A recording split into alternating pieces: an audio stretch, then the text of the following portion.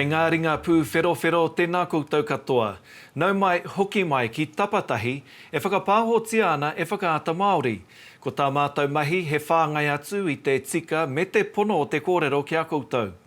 Welcome to Tapatahi, our online program that puts your questions to officials and decision makers, shares Māori stories and perspectives, and keeps you informed about COVID-19.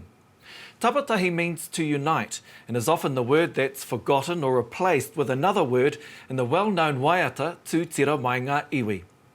Coming up on today's show, Dr. Sarah Sciascia, one of the many health experts working with Māori, will join us. Shortly, we'll be talking with the chairs of two DHBs, and Mere Mangu from the Ngāpuhi Rūnanga joins us to discuss their iwi pandemic response. But first, it's time for your COVID-19 update in 30 seconds. There are 48 new confirmed and 10 probable cases, bringing the total number of cases to 647. Of those, 38 are Māori and 18 are Pasifika. On a positive note, 74 people have recovered from the virus. The state of national emergency, which gives civil defence, police and government extra powers, has been extended for another 7 days. The state of emergency is different from the 4-week lockdown the country is currently in. The length of the lockdown is still 4 weeks at this stage. And the government has announced that supermarkets will be closed as usual on Good Friday, but will be open on Easter Sunday. And some retailers like Briscoe's, Harvey Norman, The Warehouse, Noel Leeming and Mitre 10 will be able to sell online essential goods such as heaters, computers and whiteware. Obviously during the national lockdown. Well, to our first story. Samoan father Jeff Mulianga Brown says he was twice denied a coronavirus test before he tested positive. He believes he contracted the virus after attending an event at Marist College, which has the biggest cluster of COVID-19 cases in the country. 48 people have so far tested positive. But Jeff wasn't admitted to hospital until 1 week after he fell ill. He was denied the test for coronavirus twice over 4 days because his symptoms weren't severe and he didn't meet the criteria. He's been sharing his story on social media because he wants people to take COVID-19 seriously. My father was at Marist College. I fell sick a week later after an event that was held at the school. I really felt the event shouldn't have taken place. I was sick, I was ill, and so was a friend of mine. And there's been a bit of an outbreak at the school. Testing was made available, but you had to meet certain criteria, and that criteria was, to be honest, I don't know what it was. You know, they said you had to have travelled overseas in the last 30 days but the thing about this COVID-19 is that you don't need to travel to get COVID-19. Went and got tested and got turned away, and I was told at the pop-up station, a COVID station, that I didn't meet the criteria and I wasn't a severe case. So to say that I'm not severe was confusing. Long story short is, I think you just got to keep pushing hard to get tested. I mean, I was turned away twice, and that was between a 4-day period. I went, to try and get looked at, and during that time I was deteriorating, getting worse. I called the health line and informed them that I wasn't well. Came into contact with another healthline worker who said that I could get tested. Ended up going out to Kirkbride Road in Mangere. Went home, back straight to bed, and continued to do what I had to do, really, with the support of my wife. And I isolated kids, did our best to just continue to do what we were doing. I quietly just rung the healthline again and spoke to a person on the phone there and told them my situation, and I'd been tested and hadn't received my results. I then told them that I was short of breath and and I was in real pain by then. I had pain right through my back, my sides, severe pain. You know, for a virus, for an illness to do that, it's, you know, it's not like I knew what I had, so I literally had to look after myself, really. Just make myself priority, and I called that health line. I asked if I could get some support or come and see somebody. Told them I couldn't breathe. I was literally breathing fast, short, panting, and then got a call back, and they said that you know, that doesn't sound good, that you come into the hospital. So on Friday night, it's a week later after I was first ill, I came into Auckland Hospital, went straight into assessment, into another airtight room, drugs, the rest of it. Had my chest X-ray done, and then was asked by the doctors about everything. You know, which, to tell the truth, I really couldn't tell them, because a lot of the time I was bedridden and just trying to survive, really. My first test came back negative, which I was surprised, but happy at the same time. But I was not in a better position physically, and then the doctors came through and had a chat to me and asked me a lot of questions again, and pretty much said to me, you still have signs of COVID-19. And then I got a call, an urgent call from the doctors to say that I tested positive to COVID-19, and if I was okay. And to tell the truth, I couldn't care what I had. I just wanted to get better. And that was my goal while I was in here in hospital, was just to get better and to make sure that I didn't put any stress on others. Kei te tino aroha atu mātou ki a koe, Jeff. Kia kaha, kia piki, te ora ki a koe. Well, the Prime Minister has announced changes to testing after mounting calls from public health experts to broaden the criteria. Testing will now include people with COVID-19 symptoms, but not necessarily a history of overseas travel or exposure to another case. District health boards play a key role in carrying out testing in their communities. There are 20 DHBs around the country that are responsible for funding and providing health services. Joining us now are the chairs of 2 DHBs that service large Māori populations, Shayne Walker, the chair of Hawke's Bay DHB, and Harry Burkhardt, the chair of Northlands DHB. Tēnā kōrua. Kia ora. Shane, if we begin with you, how are your staff coping? How is the Hawke's Bay DHB, the hospital, coping? Our staff are very busy at present in preparation for what might be coming next week. We expect an increase in COVID positives, so just preparing as fast as we can, Shane, and coping fairly well, I have to say, at the moment, but we are having conversations around sustainability of our staff's well-being moving forward. So what advice have you received about an increase in cases that may test positive, and what preparation is happening right now to be able to manage that? We're really watching those international statistics and considering what that might be, and for us, what that might mean in terms of our reality pending, and just trying to prepare, really. What that looks like for us is we've got our SIMs, our coordinated incident management teams in place, and really reducing beds in the hospital, increasing bed availability. So reducing our capacity in the hospital in preparation, and also establishing some community-based assessment centres across our communities which are targeted toward our Māori population. So what sort of numbers are you expecting, and what advice are you being provided by the Ministry of Health? We're not really expecting any specific numbers, just likely an increase. We're hoping that with the lockdown call from the Prime Minister, that we have stemmed the curve. And if that is the case, then we'll be much more fortunate than other countries.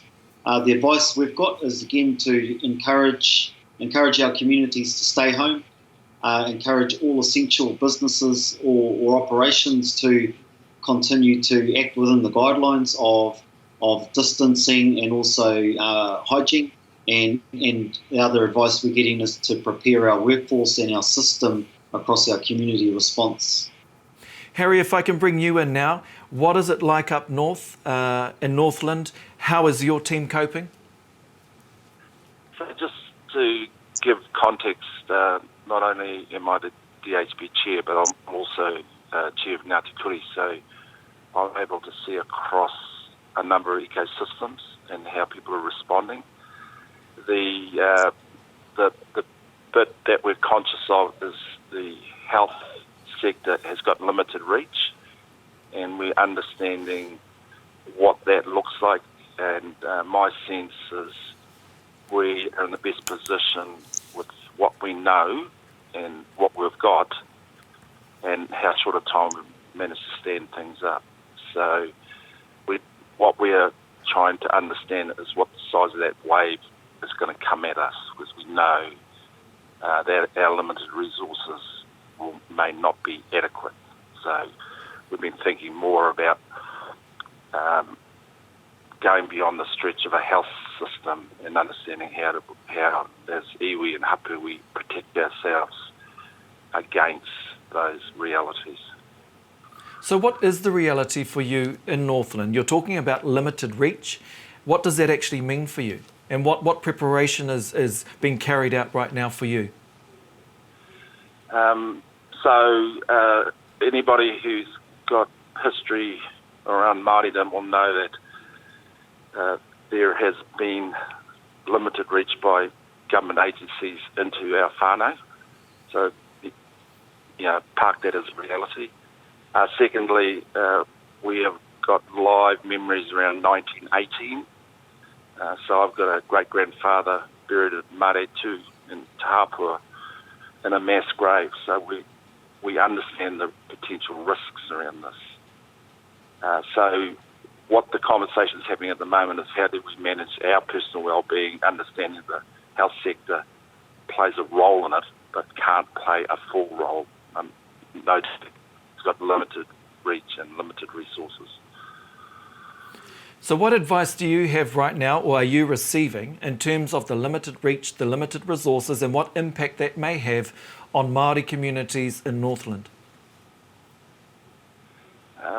What I'm seeing is the ability for us to collaborate. So it's the first time I've seen government agencies come to iwi table to understand how they help us to be the last backstop. And at that table, and Mere Mangu will talk about that. So from a Te Tonu view, at that table is iwi chairs, TPK, MSD, every government agency who are able to contribute, help us to get where we need to be.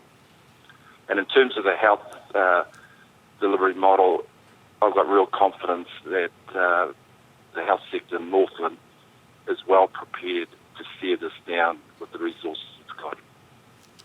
Shane, do you share the same confidence in the Hawke's Bay in terms of the health model that we currently have and its ability to manage this crisis or this situation? Yes and no, Shane, because the only ambiguity is that, like Harry says, don't know what the size of this wave might be in the next couple of weeks.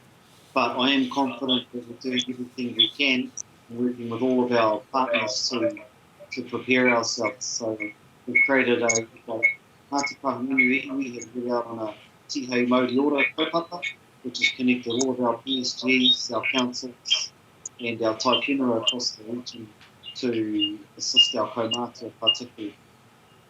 And how is that initiative, Tihei Maudiora, running? And what are you seeing on the ground or hearing on the ground in terms of its ability to be able to support kaumātua and whānau? what I'm seeing and hearing is there are a lot of flying care packs being delivered in preparation and in the current context, but also a challenge where, like Harry says, it's the first time where all government departments have come in alongside of our iwi and our PSGs and the opportunity to work together. So people are running pretty quickly to try and get ahead of this wave and get prepared as best we can. So we're still pulling it all together, but it's looking positive. Harry, if I can bring you back into the conversation, in light of recent news from what we've seen in Queenstown and other places in terms of staff within DHBs, within hospitals, now having to be tested because they may have not been wearing the appropriate PPE, etc. Are there any concerns in your space about the PPE, that you have access to, and making sure that your staff, your team is safe? The check we've done in terms of preparedness, we know how many ICU beds we've got, we know how many negative pressure rooms we've got, we know how many ventilators we've got, and we know that we've got PPE equipment for 4 to 6 weeks on a ration basis, and that's also including in communities, PHOs, all that stuff like that. When I go deep into our communities, whether it's Great Barrier or the far north, and get a sense of what PPE they have, they've got enough, but understand that this is uneven. And what's interesting about us rolling this out is we're finding the holes or the potholes in our reach.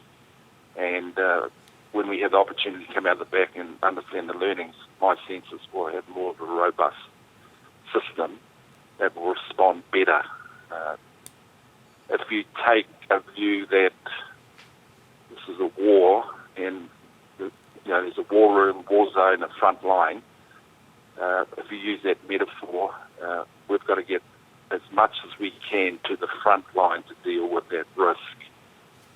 And it requires leadership, in my view, real focus, and understanding what's relevant today will not be relevant tomorrow. It's just moving so fast. I'm interested to understand what the access and the Māori uptake of health services that are being provided by DHBs is. Do you both have an understanding or advice on what that uptake looks like? I'll let Shane go first. No, that's not as clear as we'd like it to be, Shane, having only been appointed into the chair role since December. But what we do know is that Māori do have a lot of inequalities in terms of the outcomes, which is an indicator of access rates. So absolutely, it's something we are looking to improve. Hence, the assurance that we've had that our equity lens has been applied across our civil defence and also our SIM structure to make sure that our community-based assessment centres are activated within Wairoa, Blacksmere, Hōtaka, down to Central Coast Bay, but also to Ahuriri Napier as well. Harry? We're using 2 blunt proxies at the moment. So if our focus is equity, and we're still trying to work out what that really means, we are measuring tests, and our intel is saying that Māori are accessing tests at the same level as non-Māori. So that's kind of a nice, reassuring KPI. The second bit is influenza vaccinations. We're really conscious that our corner, our people, need to have access to that, and we're ring-fenced significant vaccinations, particularly for that, and we're encouraging all our whānau to take that out now, so we are able to look for an equity lens around making sure they get those resources first before others get it, for example. It's probably a good place to leave it. I just want to thank you both for your time this morning. We probably will catch up with you again over the next few weeks. But please extend our thanks and our gestures of gratitude to your staff, to your teams, and all the great work that they're doing in our communities. Nō reira, e mihi ana kia kōrua, tēnā kōrua.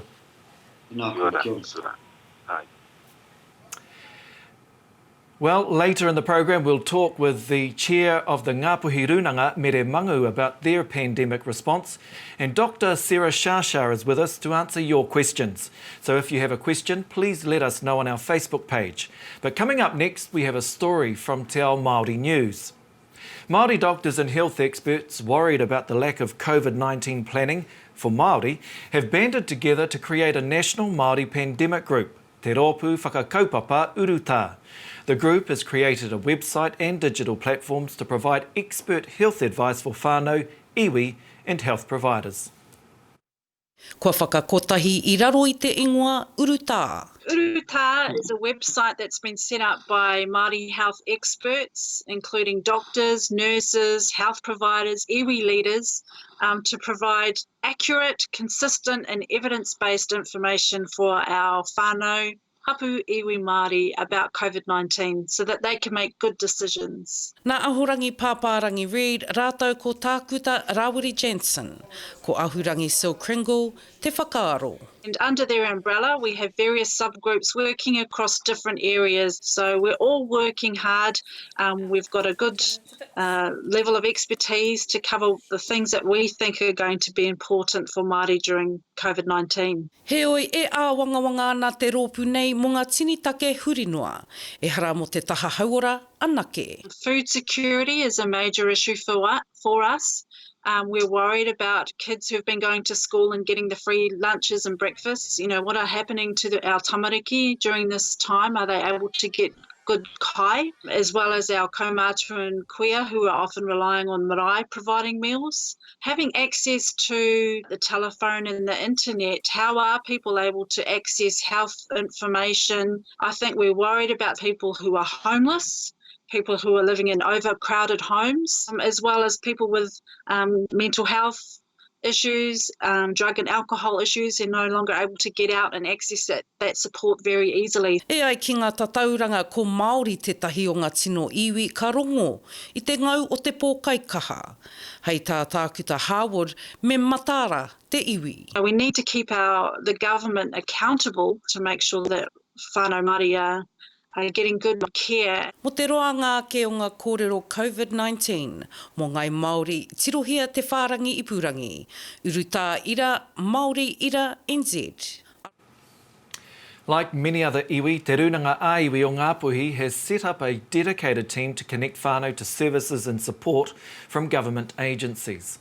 Volunteers are working with marae to provide kai for whānau, and a community-based assessment centre that will test whānau for COVID-19 will be set up in Kaikohe today. Mere Mangu is the chair of Te Rūnanga ā-iwi o Ngāpuhi. E te mārei kura, tēnā koe. Ai, tēnā koe, Shane. Tēnā hoki koutou whakarongo maina. First of all, Mere, talk to us about what you're seeing and hearing on the ground and how your whānau, hapu and iwi of Ngāpuhi are coping. Well, first of all, I must me tuku mihi a taukinga aitua I tēnei kua pāmai kia mātou I roto I tēnei wā ki ngā whānau. And I might say that despite all those restrictions that are being put on tangihanga, our people are very resourceful and have made the connection to others who couldn't travel through the internet and Skype and Zoom and all of that. So to those whānau, e tuku aroha nui atu ana kia koutou. And across the board to our kaimahi, those who are in the front line, including our people who are serving petrol at the garages, you know, and the supermarkets, and the counsellors who have to go out and do their mahi. Mihi atu ana kia koutou katoa. And also for those who are unseen, who are behind the scenes doing all the mahi on those call centres and everything. They are so valuable. Everybody has a part to play in this, and especially a big mihi, a big shout out to those who are actually staying at home and have used the internet, the phone system and everything to make sure that they keep their own bubbles, and then those of us who are able to do the mahi, connect, drop and leave without the interaction of actually touching, but have the kōrero. You can have that stop and kōrero for 2 minutes or whatever, just to ensure that they have outside kōrero with others as well. So that's working really well. And in terms of our distribution for kai, especially at this time, we have had a drop for 2 weeks to our whānau from coast to coast in the Ngāpuhi area. So from Rāwhiti to Waikare across to Waitangi, will get theirs tomorrow. But and right across to Waimanoni in the not Waimanoni, Waimamaku on the west coast. So we have that whole area to cover, and it's working really, really well. A big shout out to all our people from our takiwa, the trustees in charge of their takiwa, and the marae people. They all have a system where they pick up from us without the interaction. The Arama Prime runs our distribution centre, and the people from each takiwa come, pick up, load their own stuff onto their van so that there's no interaction, go on to their drop-off point, accumulate according to each marae in their area, so that everybody is catered for individually. They don't get a pack that's the same, one size fits all, because the people at the marae know who's who in their communities. And you don't have to be Ngāpuhi you're Māori, ko whiwhi koe wēnei āhuatanga. Nohona koe roto I te rohe o Ngāpuhi. Everybody is the same. It sounds like you and your team are doing a fantastic job, and it's a mammoth effort, right, to get the support and assistance out to Māori living up north. I'm interested to understand some of the challenges that you're facing as you're going about trying to mobilise these initiatives. All right. Well, the first challenge is actually in relation to this morning's interview. Mihia tana kia koe, Harry.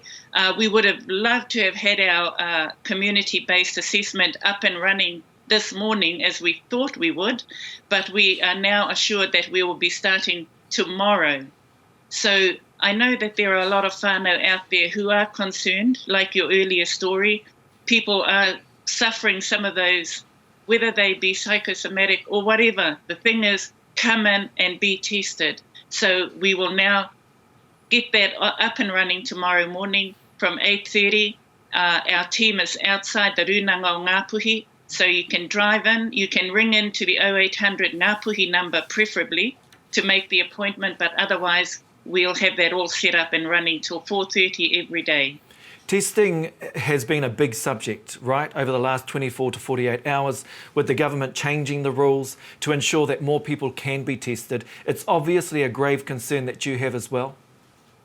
Absolutely, because, we have volunteers who dedicate their time to be upskilled in this particular process, and making sure that we have all those PPEs that are being delivered, especially for them who are in the front line.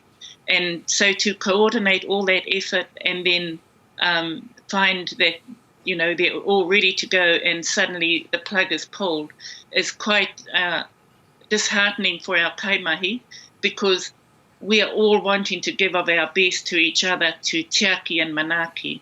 But all's good. We have to prepare, as Harry said, what worked yesterday doesn't work today. So wera āhuatanga katoa. Now, of course, you are talking about the facility that was due to open in Kaikohe today. You're now confirming that it looks like it'll be open tomorrow? Yes, absolutely. So all our kaimahi are all prepared to go as of today, but it's because we don't have all the testing equipment and everything, we will have it up and running tomorrow. This question may seem a bit premature, but I think it's an important question that we should ask. In your perspective, in your view, what are going to be some of the long-term effects of COVID-19 on te ao Māori, te iwi Māori, on our Māori communities? If what they're saying is happening overseas should happen here, and God forbid that it does, but if it should, the dramatic effect will be life-changing in every respect. And My real concern is about our census, our population according to the census. They're all very young.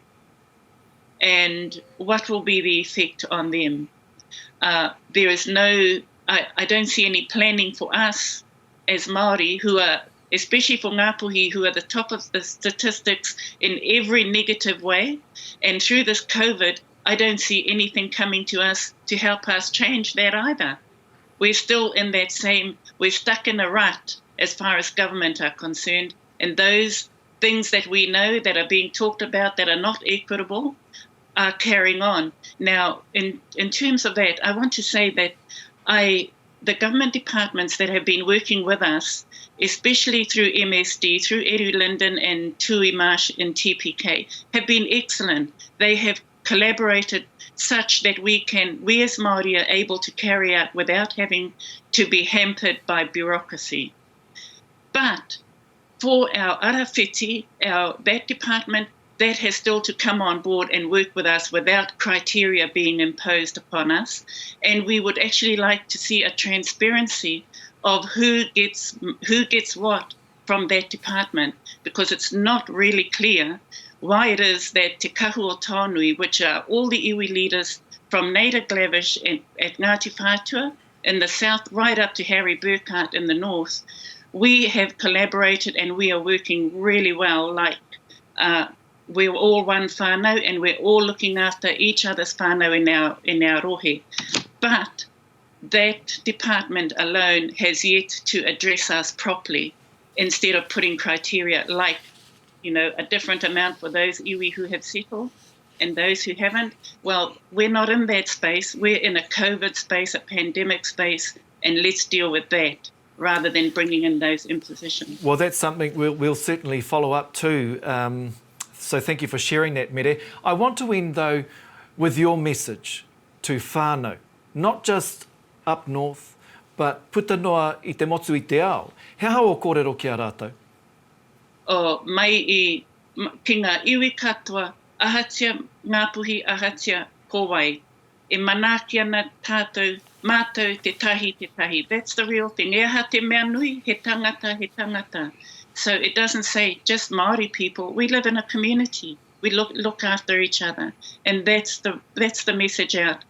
Aroha nui to everybody who is finding it difficult in these times. But kia mau mahara, kia titiro ki te runga rāua. Kei reira he oranga mo tātou katoa. E te mārei kura e mihi atu ana mātou ki a koe, mo tō whakawātea i a koe anō, o tira ki o kaimahi anō hoki e mahi nui nā I te Tai Tokerau, tēnā rau atu koe. Kia ora. And of course that was the chair of the Rūnanga, the Ngāpuhi Rūnanga, Mere Mangu. Well, Dr. Sarah Sciascia works at the Coalface as a community GP based at Takapūwāhia Marae in Porirua.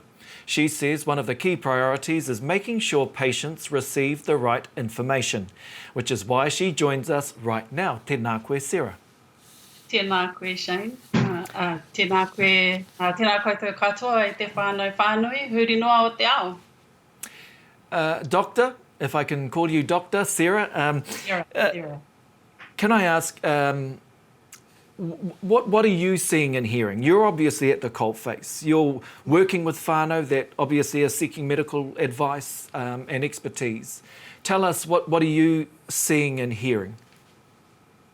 I guess if I think back to a week or so ago when Jacinda was telling us we had 48 hours to prepare, I think we've come a long way. When we heard that announcement, not only did we worry about our patients, but also ourselves and our whānau and how we were going to manage everything at home. And, all that urgent stress and that urgent need to make changes within our system at the coalface led us to go kiwiwi, ki wawa in terms of what decisions were being made and how they were being made. And, when I reflect on how urutā PHO, so that is the iwi health provider for Ngāti Toa Rangatira here in Porirua, you know, we've come a long way, and the great thing is that we have so many awesome kaimahi who are leaders, who are skilled, and now we're lucky enough to have a CBAC, or a community-based assessment clinic.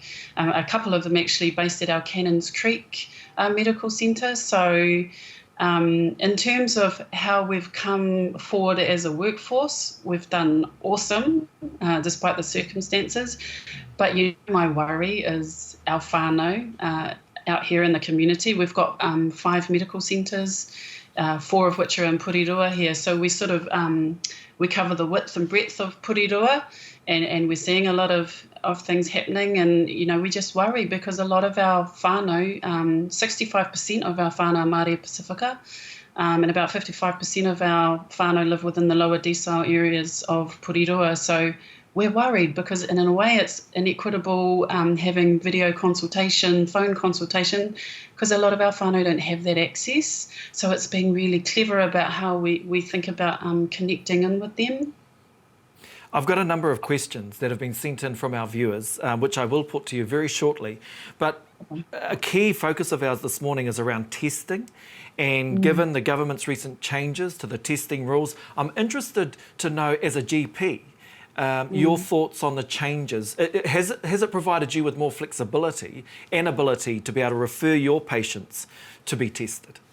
Yeah, it has. And, you know, initially there was lots of strict criteria, but now we know that there is community transmission. If we're not swabbing and sort of, you know, doing it at clinicians' discretion, then we don't know what the effect is in the community. So being able to be more flexible is great.